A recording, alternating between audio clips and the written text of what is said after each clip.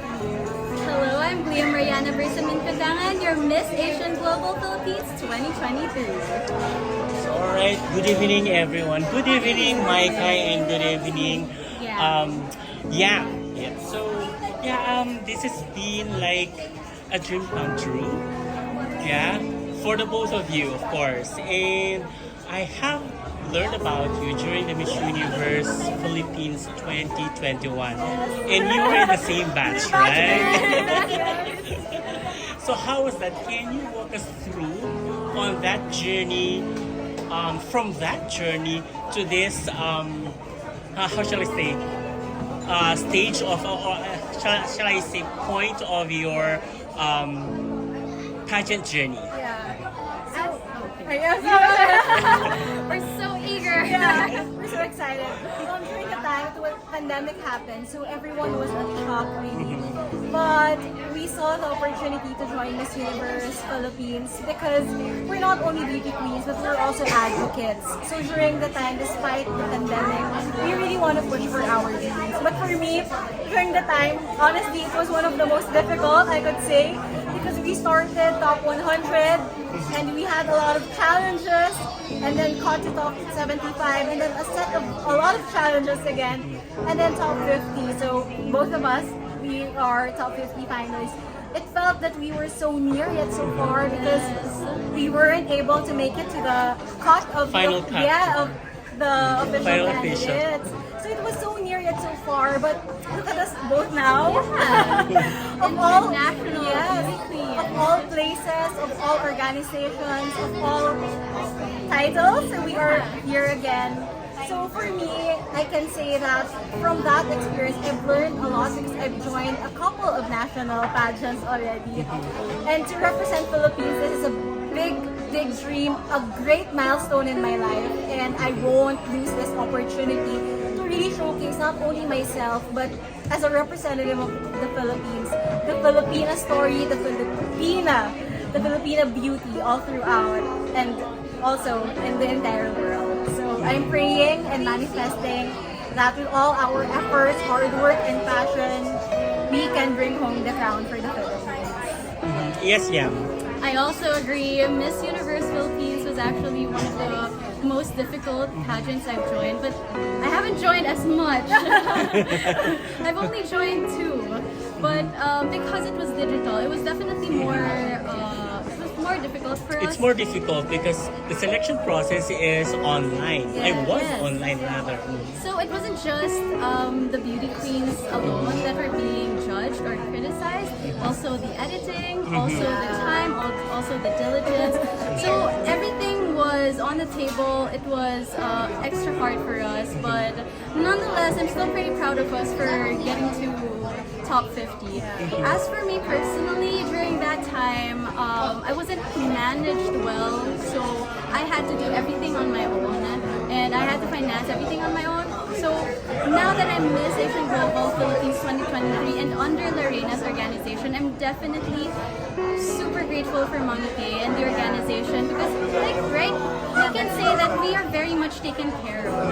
And because we're taken care of, when you take care of your beauty queens, rest assured that they will bring their A game, they will do their 100% to bring home the crown. Absolutely. And what if we're going back to your experience in Miss Universe Philippines? What is your takeaway from it? What's your what can you take from that as what experience you can take from that you can basically use, or it could be an advantage for your international pageants? Oh, as for me, because I am still an introvert. It was hard for me during the Miss Universe Philippines journey to reach out to many media, to pageant media, to social media, to everyone around me. And because it was a challenge, I feel like now that I'm Miss Asian Global Philippines, I know better, and I can reach out to more people and communicate better and express myself in a way that everyone will understand. Well, in my case, because we had a lot of challenges and deadlines, so that really honed me to who I am right now. confident that whatever segment there is in Miss Petite Global Philippines, I've already conquered that way back and in different pageants I've joined. And I also weighed in my strengths and my weaknesses, and I saw both of them. So I know where to improve and at the same time where I should shine the brightest. And this time you will be in, it's no longer online, it's gonna be a live pageant. So how was that from, what basically is particular experience that you would like to make a difference from that? Well, of course, way back it was a digital pageant, and there's a lot of other factors that's lacking. So for me right now, doing a face-to-face international pageant representing Philippines, it's just a great honor, and you get to perform really well on stage. You can talk with the organization, you can talk with your judges, and they can see the authentic you, the authentic self. So I think I can perform well because I can really show them who I am in person, because there are a lot of layers when we talk about digital pageants. Yes, I agree with that also. The digital layers, the filters when it comes to digital pageantry. That's why I believe that on-stage pageant still is top tier, because stage presence cannot be faked. Yes. So when you see a beauty queen and you see the glow of the beauty queen on stage, that's when you know that, okay, this beauty queen is the it girl. So I feel like that's the difference between the digital and actual. Alright, so this time around you were both appointed to represent the Philippines in international competition, and there's always this kind of it couldn't be that so negative, but there's always this shall we say connotations on appointed candidates. What is your opinion on that? As for me, because I'm a school admin, so we also have our own school pageants. And the reason why we hold school pageants is because we want to see the best out of the bunch. When an organization appoints a queen, that's when they know that the queen has the whole package already. That they no longer need to hold a whole pageant looking for one, because they've already found it. So being appointed is a great responsibility, but also a great honor for the both of us and all of the queens that we're appointed. Well, in my case, I can say that it's indeed a great honor, but I think the organization will not send a Philippine candidate who is not ready to compete abroad, and at the same time, based on our experiences, because of course the organization also look back with our experiences and the pageants we've already joined, our activities, our advocacies, our causes, and with that, that's also a benchmark on who to pick. But at the same time, I can say, and I want to also show everyone that we are both indeed ready to conquer our international pageants, and we will make all of you proud as Filipinos, as Filipinas. I think you know what, I absolutely agree on that. That when someone is being appointed, that's definitely that shows that an organization believes in you, and that you are already ready to somehow compete at all forms, right?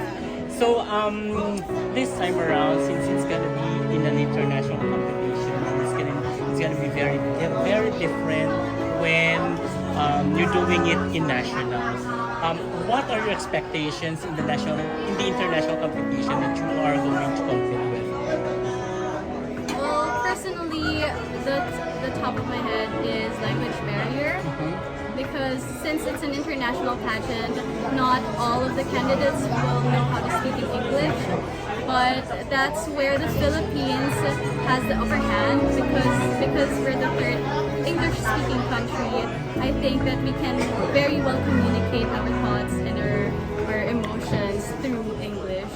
So I think, as compared to a national pageant here in the Philippines, I feel like it'll be a little less difficult for us because here in the Philippines, pageantry is a really big thing. It's almost as big as politics. Yes. Right? So everyone, sports. and almost as big as sports. Actually, as big as sports as well. So because here pa lang in the Philippines, we're already honed and we're already going through thick and thin with local pageantry. I believe that by the time we go international, it won't be that difficult for us anymore.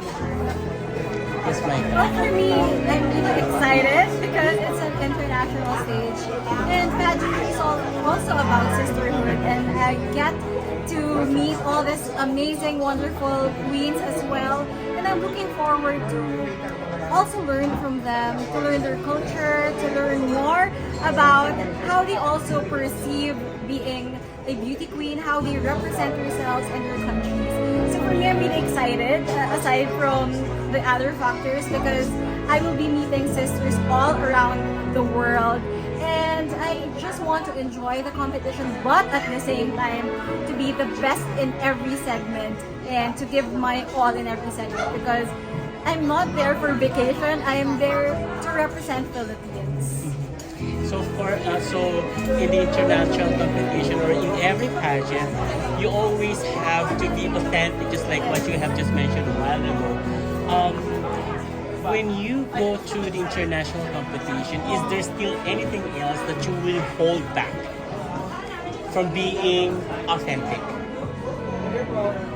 Well, probably I would hold back. Well, not really hold back, but to manage sometimes when you're doubting.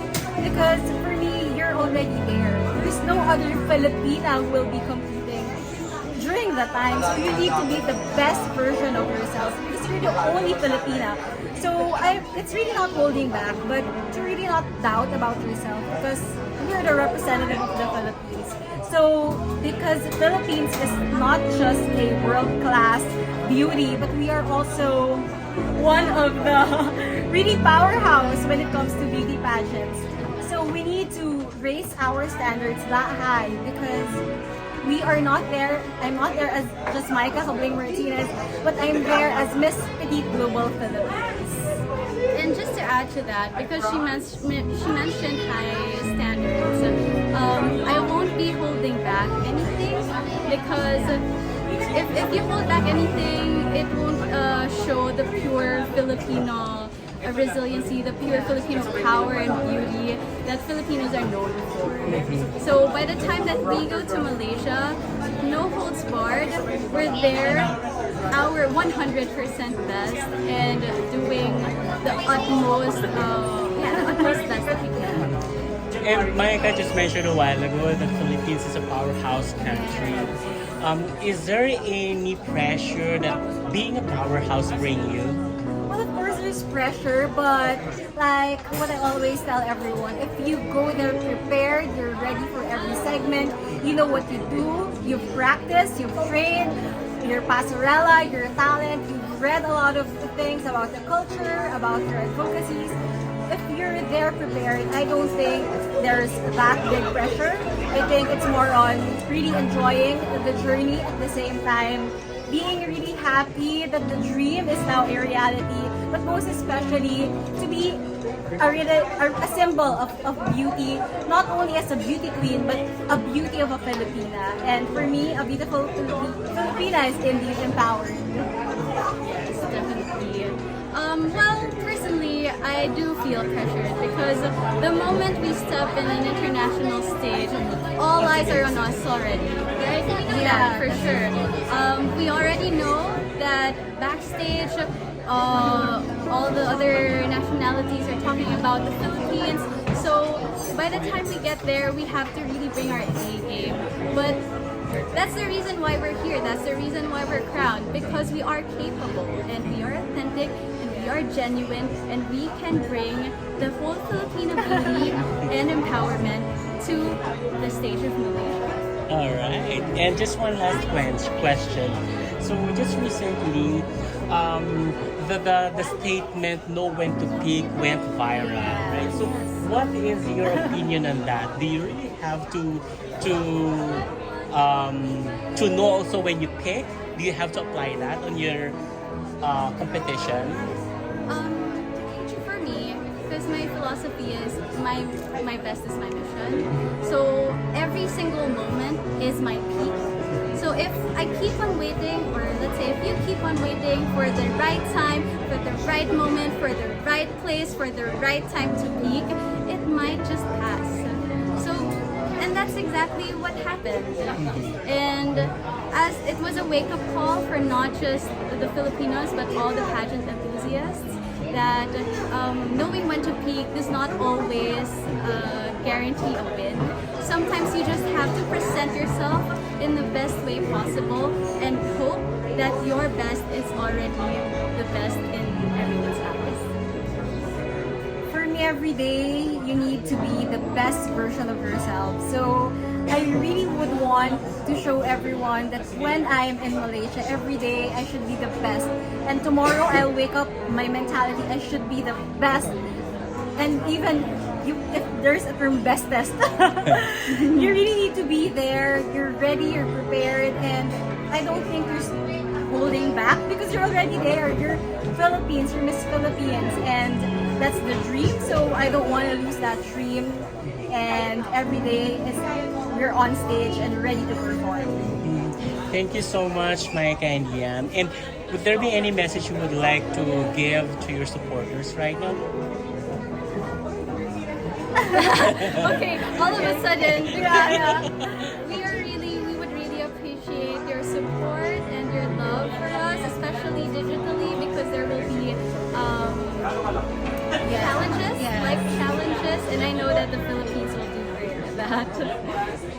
So once again, thank you so much for everyone, for all your love, prayers, and support. And please continue to send us those love, prayers, and support because we will be needing that not only today, our sashing and coronation, but all throughout our journey towards bringing home the crown for the Philippines. So I hope to see all of you until our coronation night. Alright, thank you so much once again. so And much. good luck to the both of you. Thank